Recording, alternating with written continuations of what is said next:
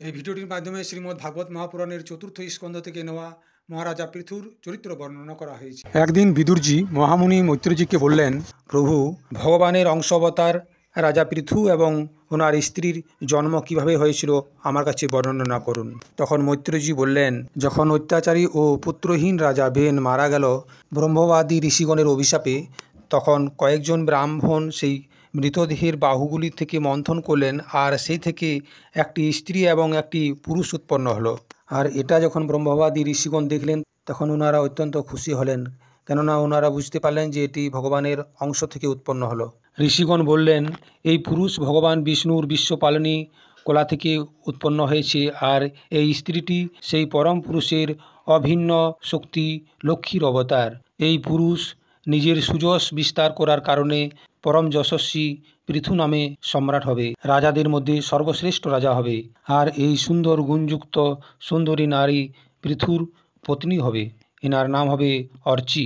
পৃথুরূপে সাক্ষাৎ শ্রীহরির অংশ থেকে অবতার সংসারকে রক্ষার জন্য এসেছেন, আর অর্চিরূপে ভগবানের নিত্য সহচরী শ্রী লক্ষ্মীজি প্রকট হয়েছেন। এরপর ব্রাহ্মণগণ পৃথুর স্তুতি করতে লাগলেন, শ্রেষ্ঠ গন্ধর্বগণ গুণগান করতে লাগলেন, সিদ্ধগণ পুষ্পবর্ষণ করতে লাগলেন, অপ্সরাগণ নাচতে লাগলেন, আকাশে শঙ্খধ্বনি সহিত বিভিন্ন বাদ্যযন্ত্র বাজতে লাগলো। সমস্ত দেবতা, ঋষি এবং পিতরগণ নিজ নিজ লোক থেকে ওখানে এলেন। জগৎগুরু ব্রহ্মাজি অন্যান্য দেবতাদের সঙ্গে সেখানে পৌঁছলেন। ওনারা বেন কুমার পৃথুর ডান হাত থেকে ভগবান বিষ্ণুর হস্তরেখা আর চরণগুলির কমল চিহ্ন দেখলেন। সেখানে দেখলেন শ্রীহরির অংশ। তখন বেদবাদী ব্রাহ্মণগণ মহারাজা পৃথুর অভিষেকের আয়োজন করলেন, বিভিন্ন সামগ্রী একত্রিত করতে লাগলেন। সেই সময় নদী, সমুদ্র, পর্বত, সর্প, গো, পক্ষী, মৃগ, স্বর্গ, পৃথিবী তথা অন্য সমস্ত প্রাণীগণও নিজ নিজের পক্ষ থেকে বিভিন্ন ধরনের উপহার প্রদান করলেন। সুন্দর বস্ত্র এবং আভূষণের দ্বারা অলঙ্কৃত মহারাজ পৃথুর বিধিবত রাজ্যাভিষেক হলো। সেই সময় অনেক প্রকার অলঙ্কার দ্বারা সাজানো মহারানী অর্চিকেও অত্যন্ত সুন্দর দেখাচ্ছিল। সুন্দর সোনার সিংহাসন দান করলেন কুবের। বরুণ চন্দ্রমার মতো শ্বেত এবং প্রকাশময় ছাতা দান করলেন, যার দ্বারা নিরন্তর জলের ছোট ছোট বিন্দু ঝরতেই ছিল। বায়ু দুটি চামর দিলেন। ধর্ম কীর্তিময়ী মালা দান করলেন। ইন্দ্র মনোহর মুকুট আর যম দমনকারী দণ্ড দান করলেন। ব্রাহ্মণ বেদময় কবচ, সরস্বতী সুন্দর হার দান করলেন। বিষ্ণু ভগবানের সুদর্শন চক্র দান করলেন। বিষ্ণুপ্রিয়া লক্ষ্মীজি অবিচল সম্পত্তি। ইন্দ্র 10 চক্রাকার চিহ্ন দ্বারা যুক্ত কৌশবলী তলোয়ার দান করলেন। অম্বিকাজি শতচন্দ্রকার চিহ্নযুক্ত ঢাল আর চন্দ্রমা অমৃতময় অশ্ব দান করলেন। বিশ্বকর্মা সুন্দর রথ দান করলেন। অগ্নি ছাগল এবং গরুর সিংহের দ্বারা তৈরি সুদৃঢ় ধনুষ দান করলেন। সূর্য দান করলেন তেজময় বাণ। পৃথিবী দান করলেন যোগময়ী পাদুকাগুলি। অন্যান্য দেবতাগণ নিত্য নতুন পুষ্পের মালা প্রদান করলেন। সিদ্ধ গন্ধর্ব আদিগণ নাচ করা, গান করা, বাজানো এবং অন্তর্ধান হয়ে যাওয়ার শক্তি প্রদান করলেন। ঋষিগণ অমোঘ আশীর্বাদ করলেন। সমুদ্র নিজের দ্বারা উৎপন্ন শঙ্খ প্রদান করলেন, তথা সপ্ত সমুদ্র, পর্বত এবং নদীগণ বাধাহীন পথ প্রদান করলেন।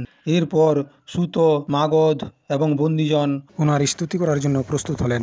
তখন সেই স্তুতিকারীদের অভিপ্রায় বুঝতে পেরে বেনপুত্র পরম প্রতাপী মহারাজা পৃথু হাসতে হাসতে মেঘের মতো গম্ভীর বাণীতে বললেন, সৌম্য সুত, মাগধ এবং বন্দীজন, এখন তো লোকেদের মধ্যে আমার কোনো গুণ প্রকট হয় নাই, তবু তোমরা কোন গুণটি নিয়ে আমার স্তুতি করবে? আমার বিষয়ে তোমাদের বাণী ব্যর্থ হয়ে যাবে না? সেই জন্য আমি ছাড়াও অন্য কারো তো স্তুতি করতে পারো। যখন সময় হবে আমার অপ্রকট গুণ প্রকট হবে, তখন ইচ্ছা পূর্ণ করে মধুর বাণীর দ্বারা আমার স্তুতি করবে। শিষ্য পুরুষ পবিত্র কীর্তি ভগবান শ্রীহরির গুণগান করে, তুচ্ছ মানুষের স্তুতি করে না। যেমন লজ্জাশীল উদার পুরুষ নিজের কোনো প্রকার নিন্দিত পরাক্রমের চর্চা হলে খারাপ মনে করে, সেরকম লোকবিখ্যাত সমর্থ পুরুষ নিজের স্তুতিকেও নিন্দিত মনে করে। এখন আমরা নিজের শ্রেষ্ঠ কর্মের দ্বারা সমস্ত ভুবনে অপ্রসিদ্ধ রয়েছি। আমরা এখন পর্যন্ত এমন কোনো কাজ করি নাই যাহার প্রশংসা করা যেতে পারে। তাহলে তোমরা কোন কীর্তির গান করবে? যখন সৌম্য, সুত, মাগধ এবং বন্দীজন মহারাজা পৃথুর প্রশংসা করতে লাগলেন, স্তুতি করতে লাগলেন, তখন মহারাজা পৃথু বললেন, এখন আমার দ্বারা কোনো গুণের প্রকাশ হয় নাই, তাই আমার কোনো প্রশংসা বা স্তুতি করার কোনো অর্থ হয় না। মহারাজা পৃথু যখন এরকম বললেন, তখন ওনার বচনামৃত আস্বাদন করে সুত আদি গায়ক লোকগণ বড়ই প্রসন্ন হলেন। তারপর ওনারা মুনিজনের প্রেরণায় ওনার এরকম স্তুতি করতে লাগলেন। রাজা বেনের মৃত শরীর থেকে আপনার উৎপত্তি হয়েছে। আপনি সাক্ষাৎ দেব প্রবর শ্রী নারায়ণয়, নিজের মায়ার দ্বারাই আপনি অবতীর্ণ হয়েছেন। আমরা আপনার মহিমার বর্ণনা করতে সমর্থ নয়, কিন্তু আপনার মতো পুরুষের বর্ণনা করা সাক্ষাৎ ব্রহ্ম আদিরও দ্বারা সম্ভব নয়। তথাপি আপনার কথামৃতর আস্বাদনে আদর বুদ্ধি রেখে মুনিজনের আদেশ অনুসারে ওনাদের প্রেরণায় আমরা আপনার পরম প্রশংসনীয় কর্মগুলির কিছু বিস্তার করতে চাইছি। আপনি সাক্ষাৎ শ্রীহরির কোলা অবতার, আর আপনার কীর্তি হলো বড়ই উদার। সমস্ত ধর্মধারীদের মধ্যে শ্রেষ্ঠ মহারাজা পৃথু লোকেদের মধ্যে ধর্মকে প্রবৃত্তি করে ধর্ম মর্যাদা রক্ষা করবেন এবং উহার বিরোধীদের দণ্ড দেবেন। মহারাজা পৃথু একাই সময়ে সময়ে প্রজাদের পালন পোষণ এবং অনুরঞ্জন আদি কার্যের অনুসারে নিজের শরীরের মধ্যে ভিন্ন ভিন্ন লোকপালের মূর্তির ধারণ করবেন, তথা যজ্ঞ আদির প্রচার দ্বারা স্বর্গলোক এবং বৃষ্টির ব্যবস্থা দ্বারা ভূলোক এই দুটিরই মঙ্গল সাধন করবেন। সূর্যের সমান অলৌকিক, মহিমান্বিত, প্রতাপবান এবং সমদর্শী হবেন। যেমন সূর্য দেবতা 8 মাস পর্যন্ত উত্তপ্ত হয়ে জলকে বাষ্পীভূত করে সঞ্চয় করে রাখে এবং বর্ষা ঋতুতে সেটি বৃষ্টি আকারে পৃথিবীতে ঢেলে দেয়, সেরকম ইনি কর আদির দ্বারা কখনো ধন সঞ্চয় করবেন, আবার কখনো প্রজাদের মঙ্গলের জন্য সেগুলি ব্যয় করবেন। ইনি বড় দয়ালু হবেন। যদি কোনো দিন ও পুরুষ উনার মাথার উপরেও পা রেখে দেন, তবু তিনি পৃথিবীর মতো তা সহ্য করবেন, এবং যদি কখনো বর্ষা না হয়, প্রজারা প্রাণ সংকটের মধ্যে পড়ে যায়, তাহলে তিনি রাজবেশধারী শ্রীহরি ইন্দ্রের মতো বৃষ্টিপাত করার পর অনায়াসেই উহাদের রক্ষা করবেন। ইনি নিজের অমৃতময় মুখচন্দ্রের মনোহর মধুর হাসি এবং প্রেমভরা চিতবনের দ্বারা সম্পূর্ণ লোককে আনন্দমগ্ন করবেন। ইনার চাল চলন কেউ বুঝতে পারবেন না। ইনার কার্যও গুপ্ত থাকবে, তথা সেটি সম্পন্ন করার ব্যবস্থাও অনেক গম্ভীর হবে। ইনার ধন সবসময় সুরক্ষিত থাকবে, অনন্ত মাহাত্ম্য এবং গুণের একমাত্র আশ্রয় হবে। এইভাবে মনস্বী পৃথু সাক্ষাৎ বরুণের মতোই হবেন। এই রাজা পৃথু শত্রুদের জন্য অত্যন্ত দুর্ধর্ষ এবং দুঃসহ হবেন। ইনি নিজের সেনা আদির দ্বারা অত্যন্ত সুরক্ষিত থাকবেন, কোনো শত্রু ইনাকে কখনো হারাতে পারবেন না। যেমন প্রাণীদের ভিতরে অবস্থিত প্রাণরূপ সূত্রাত্মা শরীরের ভিতরে অবস্থিত হয়ে সমস্ত বিষয়বস্তুগুলিকে দেখার পরেও উদাসীন থাকে, সেরকম ইনি গুপ্তচরের দ্বারা প্রাণীদের গুপ্ত এবং প্রকট সমস্ত প্রকারের কার্যগুলি দেখার পরেও নিজের নিন্দা এবং স্তুতি আদির প্রতি উদাসীন থাকবেন। ধর্মের পথে স্থিত থেকে তিনি নিজের শত্রুদেরকে দণ্ড দেবেন, কিন্তু শত্রুদের পরিবারের কোনো নিরপরাধ ব্যক্তিকে দণ্ড দেবেন না। আর দণ্ডনীয় ব্যক্তি যদি নিজের পুত্র হয়, তবু তাকে তিনি দণ্ড দেবেন। ভগবান সূর্য মানসোত্তর পর্বত পর্যন্ত যতগুলি প্রদেশকে নিজের কিরণ দ্বারা প্রকাশিত করেন, সেই সম্পূর্ণ ক্ষেত্রের মধ্যে ওনার নিষ্কণ্টক রাজ্য হবে। ইনি নিজের কার্য দ্বারা সবাইকে সুখ দেবেন এবং তাদের রঞ্জন করবেন। ইনার দ্বারা সেই মনোরঞ্জনাত্মক ব্যাপারগুলির কারণে প্রজা ইনাকে রাজা বলবেন।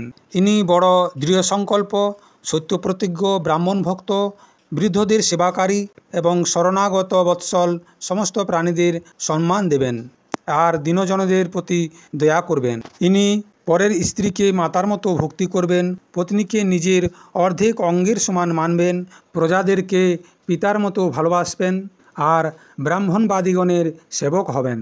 অন্য প্রাণীরাও ইনাকে অত্যন্ত ভালোবাসবেন। রাজা পৃথু সুহৃদয়বানদের জীবনে আনন্দ বৃদ্ধি করবেন।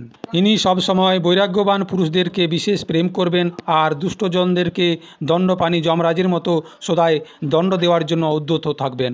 ত্রিগুণের অধিষ্ঠাতা আর নির্বিকার সাক্ষাৎ শ্রী নারায়ণই এই রূপে নিজের অংশ অবতার নিয়েছেন। সেই জন্য অবিদ্যাযুক্ত পণ্ডিতগণ এই সমস্ত তথ্যগুলিকে মিথ্যা মনে করে।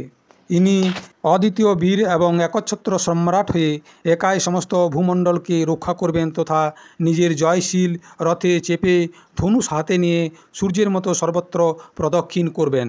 আর তখন সমস্ত লোকপাল এবং পৃথিবীপালগণ ওনাকে বিভিন্ন ধরনের উপহার প্রদান করবেন এবং তাদের স্ত্রীগণও মহারাজা পৃথুর গুণগান করবেন। ইনি প্রজাপালক রাজাধিরাজ হয়ে প্রজাদের জীবন নির্বাহের জন্য গৌরূপধারী পৃথিবীর দোহন করবেন আর ইন্দ্রের মতো নিজের ধনুষের কোণের দ্বারা পর্বতগুলিকেও পৃথিবীর সঙ্গে সমতল করে দেবেন। রণভূমির মধ্যে কেউ ইনার বেগকে সহ্য করতে পারবেন না। মহারাজা পৃথু সরস্বতীর উদ্গম স্থানে শত অশ্বমেধ যজ্ঞ করবেন, আর শেষ যজ্ঞ অনুষ্ঠানের সময় ইন্দ্র ইনার ঘোড়াকে চুরি করে নিয়ে যাবেন এবং একাই তিনি ভক্তিপূর্বক উনার সেবা করবেন আর সেই নির্মল জ্ঞানের প্রাপ্তি করবেন, যাহার দ্বারা পরব্রহ্মার প্রাপ্তি হয়। এইভাবে যখন ইনার পরাক্রম জনতার সামনে পৌঁছে যাবে, তখন সমস্ত জনতা উনার সর্বত্র চর্চা করবেন। মহারাজা পৃথুর আদেশ সকলেই পালন করবেন, কেউ উনার বিরোধ করতে পারবে না। ইনি চারিদিকে বিজয় প্রাপ্ত করে নিজের তেজের দ্বারা প্রজাদের ক্লেশরূপ কাঁটাগুলিকে বের করে সম্পূর্ণ ভূমণ্ডলকে শাসন করবেন। আর সেই সময় দেবতা এবং অসুরগণেরাও ইনার বিপুল প্রভাবের বর্ণনা করবেন। শ্রী মৈত্রেয়ীজি বললেন, যখন বন্দীজন মহারাজ পৃথুর গুণ এবং কর্মগুলির ব্যাখ্যা করে প্রশংসা করছিলেন, তখন উনিও উনার বড়াই করে তথা মনের মতো বস্তুগুলি দিয়ে সন্তুষ্ট করলেন। তিনি ব্রাহ্মণ আদি 4 বর্ণগণের, সেবকগণের, মন্ত্রীগণের, পুরোহিতগণের, পুরবাসীগণ এবং দেশবাসীগণের, ভিন্ন ভিন্ন ব্যবসায়ীগণের তথা অন্যান্য ব্যক্তিদেরও সৎকার করলেন। তখন বিদুরজি জিজ্ঞাসা করলেন, হে ব্রাহ্মণ, পৃথিবী তো অনেক রূপ ধারণ করতে পারত, উনি কেন গোমাতা রূপ ধারণ করলেন? আর মহারাজা পৃথু উনাকে দহন করলেন কেন? মহারাজা পৃথু যখন উনাকে দহন করলেন, তখন বাছুর রূপে কে ছিল? আর দহনের পাত্রটি কী ছিল? পৃথিবী দেবী তো প্রথম থেকেই উঁচু নিচু স্বভাবে ছিলেন, সেটাকে উনি কিভাবে সমতল করেছিলেন? আর ইন্দ্র উনার যজ্ঞ সম্বন্ধী ঘোড়াকে কেন চুরি করে নিয়েছিলেন? ব্রহ্মজ্ঞানীদের মধ্যে শ্রেষ্ঠ ভগবান সনত কুমারজির কাছে জ্ঞান এবং বিজ্ঞান প্রাপ্তি করার পর রাজা পৃথুর কি গতি হয়েছিল? পৃথু রূপে সর্বেশ্বর ভগবান শ্রীকৃষ্ণ অবতার গ্রহণ করেছিলেন। অতএব পুণ্যকীর্তি শ্রীহরির সেই পৃথু অবতার সম্বন্ধে আপনি আমার কাছে বিস্তারিত বর্ণনা করুন, অর্থাৎ ওনার সেই পবিত্র চরিত্রগুলি আমাকে শ্রবণ করান। আমি আপনার এবং ভগবান শ্রীকৃষ্ণচন্দ্রের পরম ভক্ত। তখন মৈত্রেয়জি বিদুরজিকে বললেন, ব্রাহ্মণগণ মহারাজা পৃথুর রাজ্য অভিষেক করার পর উনাকে প্রজাদের রক্ষক উদ্ঘোষিত করলেন। সেই সময় পৃথিবীতে আকাল হয়ে গিয়েছিল, অর্থাৎ পৃথিবী অন্নহীন হয়ে গিয়েছিল। সেই জন্য খিদের কারণে প্রজাগণের শরীর শুকিয়ে কাটার মতো হয়ে গিয়েছিল। আকালগ্রস্ত সেই প্রজাগণ রাজা পৃথুর কাছে এলেন এবং ওনাকে বললেন, হে রাজন, আমরা সমস্ত প্রজাগণ অন্নের অভাবে অনেক কষ্ট পাচ্ছি। আপনি শরণাগতদের রক্ষা করেন, আর আপনি আমাদের অন্নদাতা প্রভু। সেই জন্য আমরা আপনার কাছে শরণ নিয়েছি। আপনি সমস্ত লোকের রক্ষাকারী এবং আপনি আমাদের জীবিকারও স্বামী। অতএব হে রাজেশ্বর, আপনি আমাদের সমস্ত ক্ষুধাপীড়িতদের শীঘ্রই অন্ন দেওয়ার প্রবন্ধ করুন, আমরা যেন অন্নের অভাবে মারা না যাই। প্রজাদের করুণ কান্না শোনার পর মহারাজা পৃথু অনেকক্ষণ পর্যন্ত ভাবনা করলেন। শেষে তিনি অন্নের অভাবের কারণ জানতে পারলেন। তিনি জানতে পারলেন যে পৃথিবী নিজেই অন্ন এবং ঔষধগুলি নিজের মধ্যে লুকিয়ে রেখেছেন। আর এটা জানার পর মহারাজা পৃথু নিজের ধনুষ উঠালেন এবং ত্রিপুর বিনাশক ভগবান শঙ্করের মতো অত্যন্ত ক্রোধিত হয়ে পৃথিবীকে লক্ষ্য করে বাণ প্রস্তুত করলেন।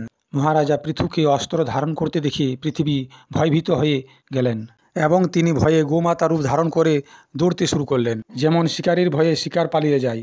এটা দেখে মহারাজা পৃথু আরও রেগে গেলেন এবং পৃথিবী যেদিকে যাচ্ছিল ওনার পিছু পিছু যেতে লাগলেন। দিশা বিদিশা স্বর্গ অন্তরিক্ষ যেখানেই পৃথিবী যাচ্ছিল, পিছন দিকে তাকালে সে মহারাজা পৃথুকে দেখতে পাচ্ছিল। যেমন মৃত্যুর হাত থেকে কেউ বাঁচতে পারে না, তেমনি মহারাজা পৃথুর হাত থেকে বাঁচার কোনো উপায় ছিল না। তাই পৃথিবী থেমে গেলেন এবং তিনি মহারাজা পৃথুর শরণাগত হলেন। পৃথিবী নম্রতার সাথে বলতে লাগলেন, ধর্মতত্ত্বের জ্ঞানী শরণাগত বৎসল রাজন, আপনি তো সমস্ত প্রাণীদের রক্ষাকারী, আপনি আমাকেও রক্ষা করুন। আমি অত্যন্ত দীন এবং নিরপরাধ, আপনি কেন আমাকে মারতে চাইছেন? এছাড়াও আপনাকে তো সবাই ধর্মজ্ঞ বলে জানে, তাহলে আমার মতো স্ত্রীকে আপনি কেন বধ করতে চাইছেন? আপনার মতো করুণাময় এবং দীনবৎসলের এরকম করা উচিত নয়। আমি তো এক সুদৃঢ় নৌকার মতো, সারা জগৎ তো আমার আধারেই স্থিত রয়েছে। আমাকে নষ্ট করে দিলে আপনি নিজে এবং আপনার প্রজাদেরকে কোথায় রাখবেন? তখন মহারাজা পৃথু বললেন, আমার আদেশকে তুই উল্লঙ্ঘন করেছিস। তুই যজ্ঞের মধ্যে দেবতা রূপে ভাগ তো নিয়ে থাকিস, কিন্তু তার পরিবর্তে আমাদেরকে অন্ন দিস না। সেজন্য আজ আমি তোকে মেরেই ফেলবো। এরকম দুষ্টদেরকে দণ্ড দিলে কখনো অনুচিত হবে না। তুই অজ্ঞান। পূর্বকালে তুই ব্রহ্মাজির উৎপন্ন করা সেই অন্ন আদি বীজগুলিকে নিজের মধ্যে লীন করে নিয়েছিস, আর আমাকে অগ্রাহ্য করে তুই সেগুলি বের করছিস না। এখন আমি আমার এই ধনুর্বাণ দিয়ে তোকে ছিন্ন ভিন্ন করে দেব, তবেই আমার প্রজাদের করুণ ক্রন্দন শান্ত হবে। যে দুষ্ট নিজের পোষণকারী তথা অন্য প্রাণীদের প্রতি নির্দয়, সে পুরুষ, স্ত্রী অথবা নপুংসক যে কেউ হোক না কেন, তাকে মারা রাজার জন্য না মারার সমান হয়। তুই বড়ই গর্বিলী এবং মদনমত্তা। এই সময় মায়ার দ্বারা তুই গরুরূপ ধারণ করে আছিস। আমি আমার বাণীর দ্বারা তোকে টুকরো টুকরো করে ফেলব। এ সময় রাজা পৃথু কালের মতো ক্রোধময়ী মূর্তি ধারণ করেছিলেন। তাই ওনার কাছ থেকে এই শব্দ শোনার মাত্রই ধরতি কাঁপতে লাগলো। আর পৃথিবী অত্যন্ত বিনীতভাবে হাত জোড় করে বললেন, আপনি সাক্ষাৎ পরম পুরুষ। বাস্তবে আত্মানুভবের দ্বারা আপনি অধিভূত আধ্যাত্ম এবং আদি দৈব সম্বন্ধী অভিমান আর তাহার দ্বারা উৎপন্ন রাগ দেশ আদি সর্বদাই রহিত। আমি আপনাকে বারবার প্রণাম করি। আপনি সম্পূর্ণ জগতের বিধাতা। আপনি এই ত্রিগুণাত্মক সৃষ্টি রচনা করেছেন এবং আমাকে সমস্ত জীবের আশ্রয় বানিয়েছেন। আপনি সবসময় স্বতন্ত্র। আপনি যখনই অস্ত্রশস্ত্র নিয়ে আমাকে মারার জন্য তৈরি হয়ে গিয়েছেন, তখন আমি আর কার কাছে শরণাপন্ন হব? কল্পের আরম্ভে আপনি নিজের আশ্রিতদের অনির্বচনীয় মায়ার দ্বারাই এই চরাচর জগতের রচনা করেছিলেন, আর সেই মায়ার দ্বারাই আপনি এর পালন করার জন্য তৈরি রয়েছেন। আপনি ধর্মপরায়ণ, তবুও আমার মতো গৌরূপধারীকে কেন মারতে চাইছেন? আপনি অদ্বিতীয় হওয়া সত্ত্বেও মায়াবশত অনেক রূপ ধারণ করেন তথা নিজে স্বয়ং ব্রহ্মাকে রচনা করার পর এই বিশ্বের রচনা করেছেন। আপনি সাক্ষাৎ সর্বেশ্বর। আপনার লীলা অজিতেন্দ্রীয় লোক কিভাবে জানবে? ওনাদের বুদ্ধি তো আপনার দুর্জয় মায়ার দ্বারা বিক্ষিপ্ত হয়ে যাচ্ছে। আপনি পঞ্চভূত ইন্দ্রিয় অনেক অধিষ্ঠাত্রীয় দেবতা বুদ্ধি এবং অহংকার রূপ নিজের শক্তিগুলির দ্বারা ক্রমশ জগতের উৎপত্তি স্থিতি এবং সংহার করেন। ভিন্ন ভিন্ন কার্যগুলির জন্য আপনি সময়ে সময়ে নিজের শক্তিগুলির আবির্ভাব এবং তিরোভাব করেন। আপনি সাক্ষাৎ পরমপুরুষ এবং জগৎ বিধাতা। আপনাকে আমার নমস্কার। আপনার দ্বারা রচয়িত ভূত ইন্দ্র এবং অন্তঃকরণ রূপ জগতের স্থিতির জন্য আদিবরাহ রূপ ধারণ করে আমাকে রসাতল থেকে জলের উপরে নিয়ে এসেছিলেন। এইভাবে উদ্ধার করার পর আপনি আমার নাম দিয়েছেন ধরাধর। জলের উপর স্থিত হয়ে প্রজাদেরকে ধারণ করার জন্য আপনি আমায় সৃষ্টি করেছেন। আপনাকে আমি প্রণাম জানাই। এই ত্রিগুণাত্মক সৃষ্টির রচনাকারী আপনার মায়ার দ্বারা আমার মতো সাধারণ জীবের চিত্ত মোহগ্রস্ত হচ্ছে। আমার মতো লোক তো আপনার ভক্তদেরকে বুঝতে পারে না। অতএব যে ইন্দ্রিয় সংযম আদির দ্বারা বিরচিত যজ্ঞের বিস্তার করে, এরকম আপনার ভক্তদেরও আমি নমস্কার করি। শ্রী মৈত্রেয়জি বিদুরজিকে বললেন, একদিকে পৃথিবী দেবী যখন পৃথুরাজার প্রশংসা করছিলেন, অন্যদিকে পৃথুরাজার ঠোঁটগুলির আগে কাঁপছিল। এরকম স্তুতি করার পর পৃথিবী নিজের হৃদয়কে বিচারপূর্বক সমাহিত করলেন এবং ভয়ে ভয়ে ওনাকে বললেন, প্রভু, আপনি নিজের ক্রোধকে শান্ত করুন। আমি আপনার যে প্রার্থনাগুলি করছি সেগুলি আপনি ধ্যানপূর্বক শ্রবণ করুন। বুদ্ধিমান পুরুষ ভ্রমরের মতো সমস্ত জায়গায় সার অংশ গ্রহণ করে নেয়। তত্ত্বদর্শী মুনিগণও এরকম লোক এবং পরলোকের মনুষ্যগণের কল্যাণের জন্য কৃষি, অগ্নিহোত্র আদি বহুত উপায় বের করে সেগুলি কাজে লাগানোর জন্য। সেই প্রাচীন ঋষিগণ যে উপায়গুলি বলেছিলেন, এখনও সেগুলি যে পুরুষ শ্রদ্ধাপূর্বক আচরণ করে সে সুগমতাভাবে অভীষ্ট ফল প্রাপ্ত করে। কিন্তু অজ্ঞানী পুরুষ এগুলিকে অনাদর করার পর মনের দ্বারা কল্পিত উপায়গুলির আশ্রয় নেয়। তাই তাদের সমস্ত উপায় এবং প্রচেষ্টা বারবার নিষ্ফল হয়ে যায়। হে রাজন, প্রাচীনকালে ব্রহ্মাজি যে ধান আদিগুলি উৎপন্ন করেছিলেন, আমি দেখেছি যম নিয়মাদি ব্রতগুলি পালন না করে দুরাচারী লোক সেগুলি খেয়ে যাচ্ছিল।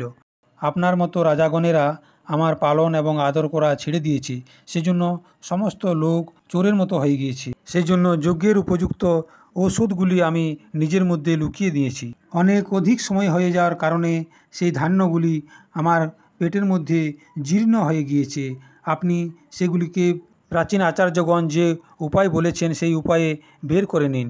হে লোকপালক বীর, যদি আপনার সমস্ত প্রাণীদের অভীষ্ট এবং বলের বৃদ্ধিকারী অন্যের প্রয়োজন হয়, তাহলে আপনি আমার যোগ্য বাছুর দোহনপাত্র এবং দোহনকারীর ব্যবস্থা করুন। আমি সেই বাছুরের স্নেহের মাধ্যমে দুধ রূপে আপনাকে সেই সমস্ত অভীষ্ট বস্তুগুলি দিয়ে দেব। হে রাজন, আর একটা কথা, তা হলো আপনি আমাকে সমতল করুন।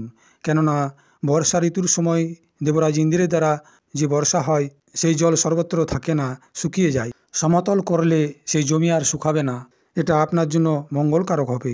পৃথিবীর দ্বারা এরকম প্রিয় এবং হিতকারী বচন শোনার পর মহারাজা পৃথু সন্তুষ্ট হলেন এবং তিনি স্বয়ম্ভুব মনুকে বাছুর বানিয়ে নিজের হাতেই সমস্ত ধান্যগুলিকে দহন করলেন।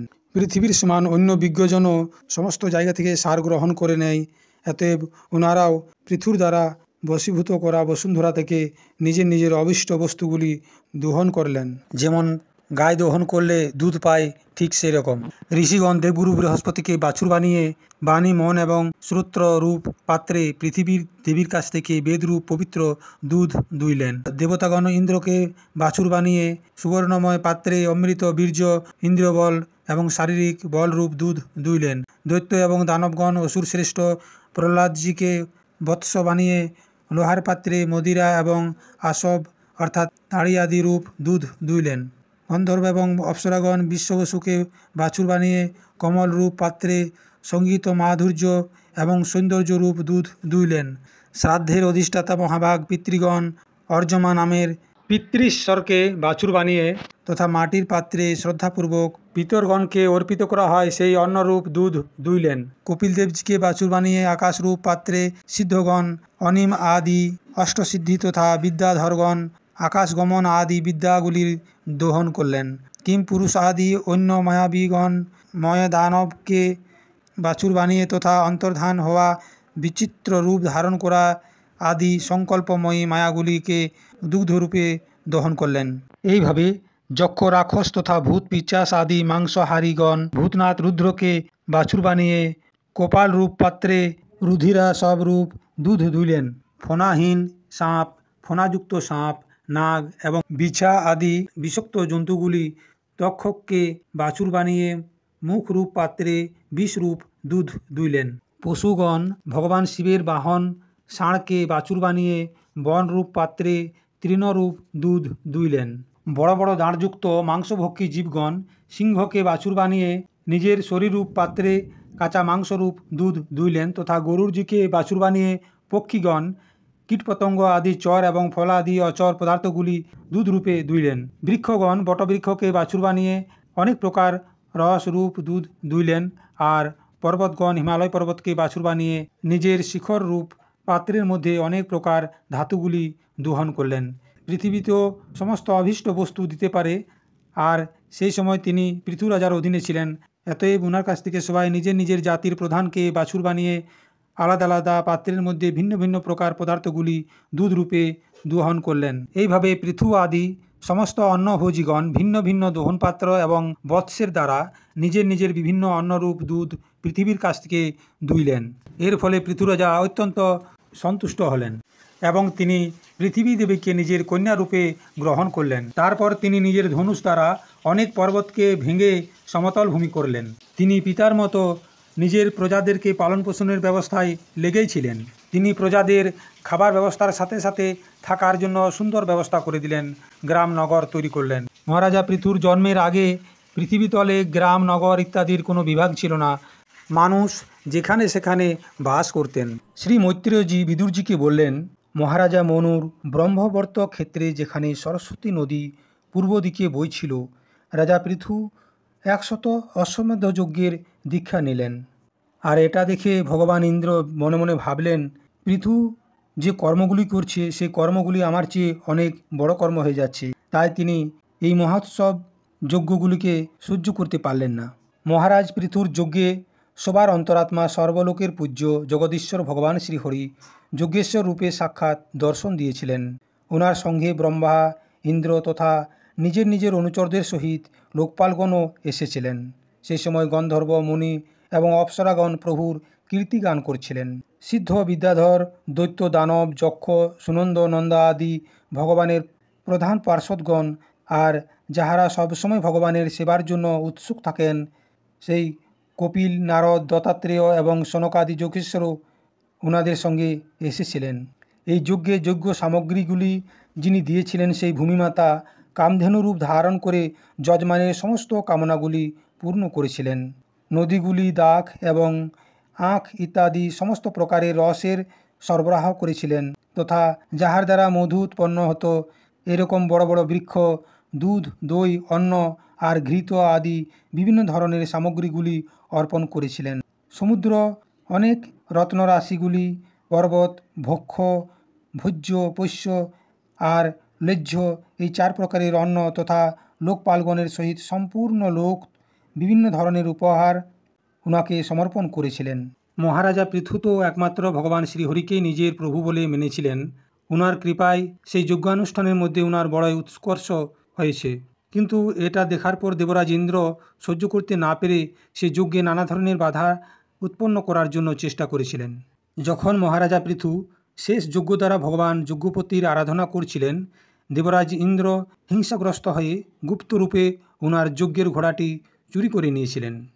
ইন্দ্র নিজের রক্ষার জন্য কবচরূপে পাখণ্ড বেশ ধারণ করেছিলেন, যাহা অধর্মের মধ্যে ধর্মের ভ্রম উৎপন্ন করে, যাহার আশ্রয় নিয়ে পাপী পুরুষও ধর্মাত্মার মতো সেজে বেড়ায়। পাখণ্ড বেশ ধারণ করে ইন্দ্র যখন ঘোড়াটিকে চুরি করে নিয়ে শীঘ্রতাপূর্বক আকাশপথে যাচ্ছিলেন, সেই সময় ভগবান অত্রির দৃষ্টি পড়ল সেই ঘোড়াটির উপর। তখন মহারাজা পৃথুর মহারথী পুত্রকে ঋষি অত্রি আদেশ করলেন ইন্দ্রকে মারার জন্য। আর আদেশ পাওয়া মাত্রই সে ইন্দ্রর পিছনে রাগে দৌড়তে লাগলো। ইন্দ্র তো মাথার উপর জটাজুটো এবং শরীরে ভস্য ধারণ করেছিলেন। আর এটা দেখার পর মহারাজ পৃথুর পুত্র মনে মনে ভাবলেন ইনি কোনো মূর্তিমান ধর্ম, তাই তিনি উনার উপর বান না ছেড়ে ফিরে এলেন। যখন মহারাজা পৃথুর পুত্র ফিরে এলেন, তখন মহর্ষি অত্রি পুনরায় ইন্দ্রকে মারার জন্য আদেশ করলেন। তিনি বললেন, দেবতাদের মধ্যে অধম ইন্দ্র তোমাদের যজ্ঞে বাধা উৎপন্ন করার জন্য এই ঘোড়া চুরি করে নিয়ে যাচ্ছে, তুমি একে মেরে ফেলো। অত্রি মুনি যখন এরকম উৎসাহ দিলেন, তখন পৃথুকুমার অত্যন্ত ক্রোধিত হয়ে গেলেন। এদিকে ইন্দ্র দ্রুত গতিতে আকাশপথে যাচ্ছিলেন, উনার পিছনে তখন ইন্দ্রপুত্র দৌড়তে শুরু করলেন। সীতা হরণের সময় যেমন রাবণকে বাধা দেওয়ার জন্য জটায়ু গিয়েছিলেন, স্বর্গপতি ইন্দ্র উনাকে পিছনে আসতে দেখে সেই বেশ এবং ঘোড়াকে ছেড়ে দিয়ে সেখানে অন্তর্ধান হয়ে গেলেন। আর সেই বীর নিজের যজ্ঞ পশুকে নিয়ে পিতার যজ্ঞশালায় ফিরে এলেন। মহারাজা পৃথুর পুত্রের এইরকম অদ্ভুত পরাক্রমকে দেখার পর মহর্ষিগণ উনার নাম রাখলেন বিজিতাস্য। যজ্ঞ পশুটিকে তিনি বাঁধলেন। এদিকে শক্তিশালী ইন্দ্র ঘোর অন্ধকার করে দিলেন চারিদিকে। তার মধ্যে লুকিয়ে তিনি পুনরায় সেই ঘোড়াটিকে সোনার জঞ্জির সমেত নিয়ে গেলেন। অত্রি মুনি পুনরায় তাকে নিয়ে যেতে দেখলেন আকাশপথে, কিন্তু উনার কাছে কপাল এবং খট্টাঙ্গ দেখার পর পৃথুপুত্র ওনার পথে কোনো বাধা দিলেন না। তখন অত্রি মুনি রাজকুমারকে পুনরায় উস্কালেন এবং রাজকুমার প্রচণ্ড রেগে গিয়ে ইন্দ্রকে লক্ষ্য করে বাণ চালিয়ে দিলেন। আর এটা দেখার পর দেবরাজ ইন্দ্র পুনরায় নিজের বেশ ত্যাগ করলেন এবং ঘোড়াকে ছেড়ে দিয়ে সেখান থেকে অন্তর্ধান হয়ে গেলেন। বীর বিজিতাস্য নিজের ঘোড়াকে নিয়ে যজ্ঞশালায় ফিরে এলেন। ইন্দ্র ঘোড়া চুরি করার সময় যে বেশ ধারণ করেছিলেন, সেই বেশটি পাপের খণ্ড হওয়ার কারণে পাখণ্ড বলে। এইভাবে পৃথুর যজ্ঞকে বিধ্বংস করার জন্য যজ্ঞ পশুকে চুরি করার সময় ইন্দ্র যাকে অনেকবার গ্রহণ করে ত্যাগ করেছিল, সেই নগ্ন, রত্নাম্বর তথা কাপালিক আদি পাখণ্ডপূর্ণ আচারের মধ্যে মানুষের বুদ্ধি প্রায় মোহিত হয়ে যায়। কেননা এই নাস্তিক মত দেখতে সুন্দর আর বড় বড় যুক্তির দ্বারা নিজের পক্ষের সমর্থন করে। বাস্তবে এই অপধর্ম মাত্র, লোক ভ্রমবশত ধর্ম মেনে তার মধ্যে আসক্ত হয়ে যায়। দেবরাজ ইন্দ্রের এই কুকর্মটি যখন মহারাজা পৃথু জানতে পারলেন, তখন তিনি প্রচণ্ড রেগে গেলেন এবং ইন্দ্রের উদ্দেশ্যে ধনুর্বাণ চড়ালেন। যখন ঋত্বিজগণ দেখলেন যে অসহ্য পরাক্রমী মহারাজা পৃথু ইন্দ্রকে বধ করার জন্য তৈরি হয়ে গেছেন, তখন ওনারা তাকে আটকানোর চেষ্টা করলেন এবং বললেন, হে রাজন, আপনি তো বড় বুদ্ধিমান। যজ্ঞ দীক্ষা নেওয়ার পর শাস্ত্রবিহিত যজ্ঞ পশুকে ছেড়ে আর কোনো কিছু বধ করা উচিত নয়। এই যজ্ঞ কাজে বাধা দেওয়ার জন্য সেই ইন্দ্র আপনার সুযশেই ঈর্ষাবশত নিস্তেজ হয়ে যাচ্ছে। আমরা অমোঘ আবাহন মন্ত্রের দ্বারা তাকে এখানে ডেকে নিচ্ছি, আর তাকে আমরা বলাতগ্নির মধ্যে হবন করে দেব। যজমানের সঙ্গে এরকম পরামর্শ করার পর যাজকগণ ক্রোধপূর্বক ইন্দ্রকে আবাহন করলেন। ওনারা শ্রুয়াদ দ্বারা আহুতি দিতে যাচ্ছিলেন, ঠিক সেই সময় ব্রহ্মাজি সেখানে এসে তাদের আটকালেন। তিনি বললেন, হে যাজকগণ, তোমরা ইন্দ্রের বধ করো না। এই যজ্ঞ সংযোগ ইন্দ্র তো ভগবানেরই মূর্তি। তোমরা যজ্ঞের দ্বারা যে দেবতাদের আরাধনা করছো, তিনি ইন্দ্রের অঙ্গ, আর তাকে তোমরা যজ্ঞ দ্বারা মারতে চাইছো। পৃথুর এই যজ্ঞে বাধা দেওয়ার জন্য ইন্দ্র যে পাখণ্ড উৎপন্ন করেছে সে ধর্ম উচ্ছেদনকারী, এই কথাটি তোমরা ধ্যান দাও। এখন তার প্রতি বেশি বিরোধ করো না, কেননা সে আরও পাখণ্ড পথের প্রচার করবে। পরম যশস্বী মহারাজা পৃথুর ৯৯টি যজ্ঞ হতে দাও।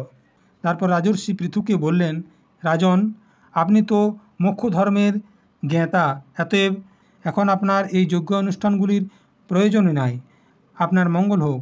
আপনি এবং ইন্দ্র দুজনেই পবিত্র কীর্তি ভগবান শ্রীহরির শরীর, সেই জন্য নিজেরই স্বরূপভূত ইন্দ্রের প্রতি আপনার ক্রোধ করা উচিত নয়। আপনার এই যজ্ঞ নির্বিঘ্নে শেষ হয়নি এ কথাটি আপনি মোটেই চিন্তা করবেন না। আমাদের কথাগুলি আপনি আদরপূর্বক স্বীকার করুন। যে মনুষ্য বিধাতার দ্বারা উৎপন্ন বাধার সেই কর্মকে করতে চায়, তার মন অত্যন্ত ক্রোধের মধ্যে ভরে গিয়ে ভয়ঙ্কর মোহের মধ্যে ফেঁসে যায়। এই যজ্ঞকে আপনি বন্ধ করুন। আর সেই কারণেই ইন্দ্রের দ্বারা উৎপন্ন পাখণ্ডদের দ্বারা ধর্ম নাশ হচ্ছে, কেননা দেবতাদের মধ্যে বড়ই দুরাগ্রহ হচ্ছে। একটু তাকিয়ে দেখুন তো, যে ইন্দ্র ঘোড়াকে চুরি করে আপনার যজ্ঞগুলি বাধা দেওয়ার চেষ্টা করছিল, তার দ্বারা উৎপন্ন এই মনোহর পাখণ্ড দিকে সমস্ত জনতা চলে যাচ্ছে। আপনি তো সাক্ষাৎ ভগবান বিষ্ণুর অংশ। বেনের দুরাচারের দ্বারা ধর্ম লুপ্ত হয়ে যাচ্ছিল, সেই সময় আপনি যথাউচিত সময়ে ধর্মকে রক্ষা করার জন্য তাহার শরীর থেকে আপনি অবতার নিয়েছেন। অতএব হে প্রজাপালক পৃথুজি, নিজের এই অবতারের উদ্দেশ্য বিচার করে আপনি ভৃগু আদি বিশ্ব রচয়িতা মনুষ্যগণের সংকল্প পূর্ণ করুন। এটি প্রচণ্ড পাখণ্ড পথরূপ ইন্দ্রের মায়া অধর্মের জননী, আপনি একে নষ্ট করুন। লোকগুরু ভগবান ব্রহ্মাজির এরকম বোঝানোর পর প্রবল পরাক্রমী মহারাজা পৃথু যজ্ঞের আগ্রহ ছেড়ে দিলেন এবং ইন্দ্রের সাথে প্রীতিপূর্বক সন্ধিও করলেন। এরপর যখন তিনি যজ্ঞান্ত স্নান করে নিবৃত্ত হলেন, তখন উনার যজ্ঞ থেকে তৃপ্ত হয়ে দেবতাগণ উনাকে অভীষ্ট বর দিলেন। মহারাজা পৃথু শ্রদ্ধাপূর্বক ব্রাহ্মণদেরকে দক্ষিণা দিলেন এবং ব্রাহ্মণগণ উনাকে সৎকারের দ্বারা সন্তুষ্ট হয়ে অমোঘ আশীর্বাদ দিলেন। উনারা বললেন, মহাবাহ, আপনার দ্বারা আমন্ত্রিত হয়ে যে পিতর দেবতা ঋষি এবং মনুষ্য আদি এসেছিলেন, সেই সবাইকে আপনি দান মানের দ্বারা খুব সৎকার করলেন। মহারাজা পৃথুর ৯৯তম যজ্ঞের দ্বারা যজ্ঞভোক্তা যজ্ঞেশ্বর ভগবান বিষ্ণুকে বড়ই সন্তুষ্ট করেছিল। তাই ভগবান বিষ্ণু ইন্দ্র সহিত সেই যজ্ঞস্থানে পৌঁছালেন এবং তিনি মহারাজা পৃথুকে বললেন, হে রাজন, তোমার শততম অশ্বমেধ যজ্ঞটিতে দেবরাজ ইন্দ্র যে বাধা দিয়েছিল, সেজন্য সে তোমার কাছে ক্ষমা চাওয়ার জন্য এসেছে। তুমি তাকে ক্ষমা করে দাও। যে শ্রেষ্ঠ মানব সাধু এবং সদ্বুদ্ধি সম্পন্ন হয়, সে অন্য জীবের প্রতি ক্রোধ করে না, কেননা এই শরীর আত্মা নয়। যদি তোমার মতো লোকও মায়ায় মোহিত হয়ে যায়, তাহলে এটা বোঝা উচিত যে অনেকদিন পর্যন্ত জ্ঞানীজনের সেবার ফলে কেবল শ্রম যেটা হয়েছিল সেটা কোনো পুণ্যের কাজ হয় না। জ্ঞানবান পুরুষ এই শরীরকে অবিদ্যা, বাসনা এবং কর্মের পুতুল ভেবে এর দ্বারা আসক্ত হয় না।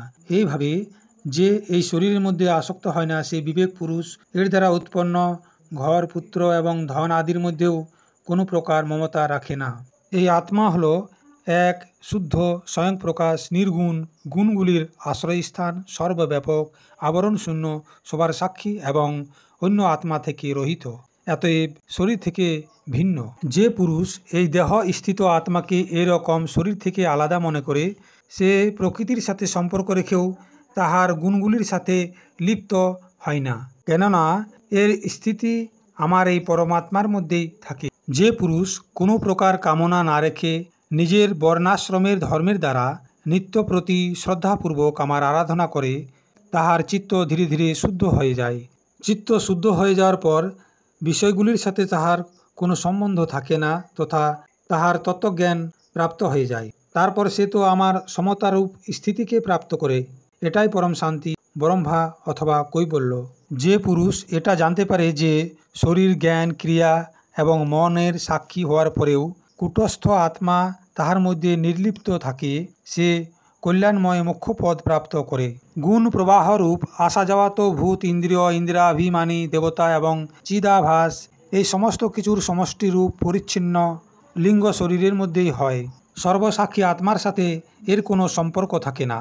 আমার মধ্যে দৃঢ় অনুরাগকারী বুদ্ধিমান পুরুষ সম্পত্তি এবং বিপত্তি প্রাপ্ত হওয়ার পরেও হর্ষ, শোক আদি বিকারের দ্বারা বশীভূত হয় না।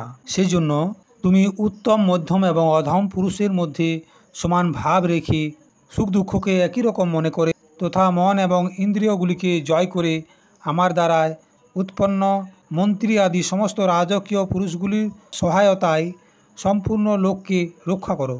প্রজা পালনের মাধ্যমেই রাজার কল্যাণ হয়। প্রজা পালনের দ্বারায় রাজা পরলোকে গিয়ে প্রজাদের পুণ্যের ষষ্ঠ ভাগটি সে পায়। যে রাজা এর বিপরীত কাজ করে, অর্থাৎ প্রজাদের রক্ষা করে না কিন্তু তাদের কাছ থেকে কর আদায় করে, তার সমস্ত পুণ্য প্রজাদের কাছে চলে যায়, আর তার বদলে তার কাছে প্রজাদের পাপের ভাগটা চলে যায়, অর্থাৎ সেই রাজা পাপে পরিপূর্ণ হয়ে যায়।